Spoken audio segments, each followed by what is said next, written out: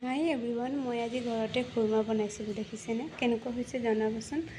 তাৰ বাবে মই 2 কাপ ময়দা লৈছোঁ, জোখমতে 2 কাপ ময়দা লৈছোঁ।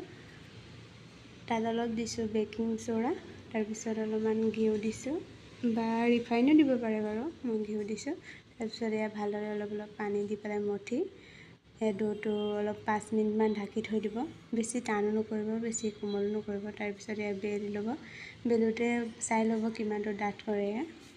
তাৰপিছত আপোনালোকৰ যেনেকুৱা শ্বেপ দিব পাৰে তেনেকৈ কাটি ল'ব। মই যি টি শ্বেপ দিছোঁ আৰু তাৰপিছত তেলত ফ্ৰাই কৰিছোঁ, ৰিফাইন তেল লৈছোঁ। এই ফ্ৰাই কৰোঁতে গেছৰ ফ্লেমটো বহুত ল' কৰি থ'ব, নহ'লে বাহিৰত কালাৰটো সোনকালে আহে, ভিতৰত ভালকৈ নিসিজে। মোৰ ফ্ৰাই কৰাৰ পিছত কালাৰ অহাৰ পিছত উলিয়াই দিছোঁ। মই কৰি তাৰপিছত ছেকেণ্ডবাৰ মই যি টি শ্বেপ দিছোঁ আৰু মোৰ কি জানেনে, আমাৰ গেছটো ইমান ল' কৰিলেও অলপ হেৰি হৈ থাকে। দেখিছেনে কালাৰ বেছি হৈ গ'ল। তাৰপিছত সেই কাপটোৱে যিটো কাপে ময়দা লৈছিলোঁ সেই কাপটোৱে মই 1.5 কাপ চেনি, 1 কাপ পানী লৈছোঁ। 1 কাপ পানী দি পেলাই ভালদৰে উতলিবলৈ দিছোঁ।